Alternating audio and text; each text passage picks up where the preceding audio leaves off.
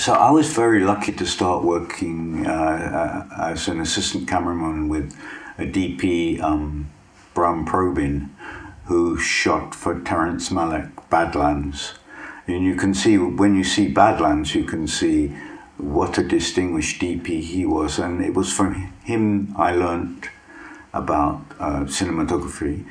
And the first films I shot were with Bram, and they were mainly documentary films. But we did shoot a couple of shorts, feature shorts, and it was through Bram I learned really about light and about shooting documentary films. And then later on, much later on, I actually was Bram's operator on a film called Paul Cow, which was my first feature as operator.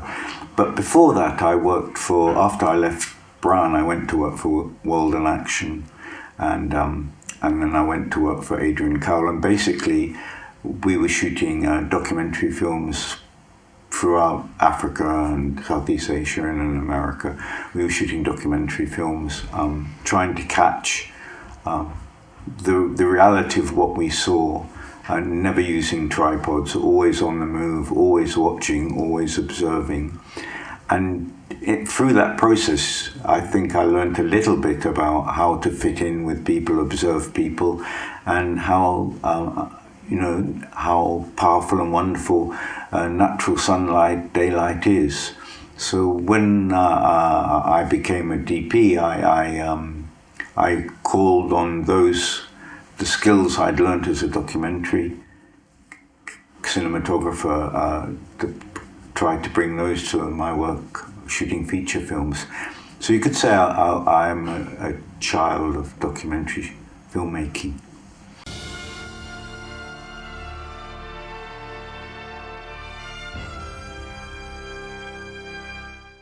Well, I have to start really from the beginning. So Bram asked me to be the operator on Paul Cow, and that's where I met Ken Loach. And on the next film Ken made, it was called Kes, which I was the cinematographer.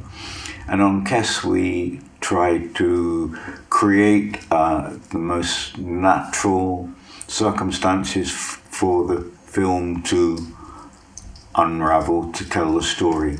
So in feature films, the most important thing is the story, and then I guess the director, and then I guess the actors. And what we tried to do on Kes was find a way of pulling the camera back from the line, the circle of the performance, pulling back on slightly longer lenses so we could observe the performance, observe the acting. And we tried to use natural light when possible, or always when possible. And the only thing that was holding us back was that in those early days, the film stock was pretty slow. It was 100 ASA, so that made it a bit difficult. But we always tried to use the light in a democratic way, so that it wasn't a question of actors hitting marks, but it was more that they would be free to go anywhere. And that's the discipline that I learned working on Kes. And before I worked on Kes, I'd worked as Miroslav Ondrzejczyk's operator on If. And both Ken and I loved the films that Miroslav shot for Milos Forman, like A Blonde in Love, Peter and Pavlo. So I would say they're huge influences on the way we wanted to develop as, photographing a story.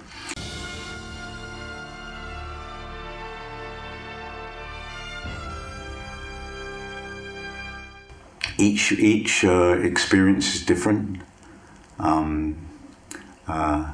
My relationship with Stephen can be quite fiery. My relationship with Ken is usually very, very calm.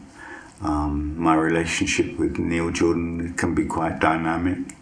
Again, it's, perhaps another way of putting it, no cinematographer has ever won an award without working with the skills of a director. First comes the story, then comes the director, actor, DP, cinematographer. So you're somewhere in the middle there trying to make the story feel real or true. So that in a way is your job, to make a scene that it can be believed.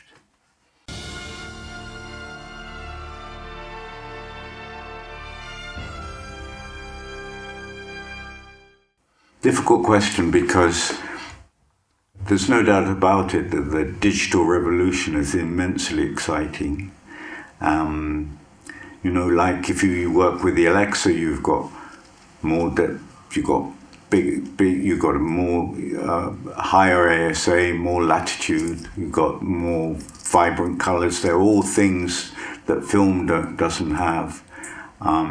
Most of all, is being free to pick up a camera and shoot a scene and not be pressured by dogma. There is no one right way to do something. It's all about your feeling for the story, your feeling for the actors, your feeling for the director. Bring your heart to the work. That's the most important thing. Sure, it would be good to know about all different systems, but that's not the big issue. The big issue is what you can bring to the job.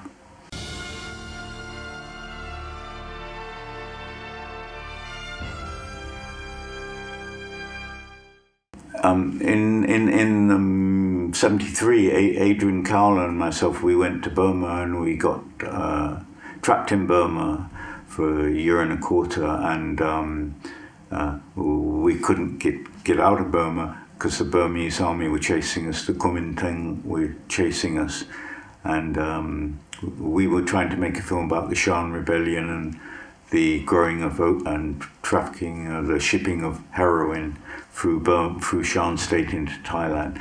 But we suddenly found ourselves in the center of that war, and we couldn't get out.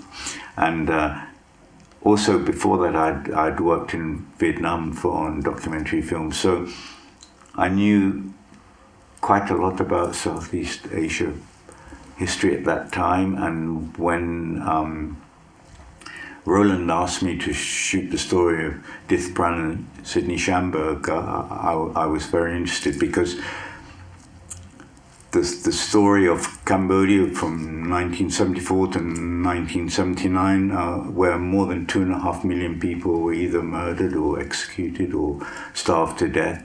It's a horrific story, and I thought it was a story that we should know more about.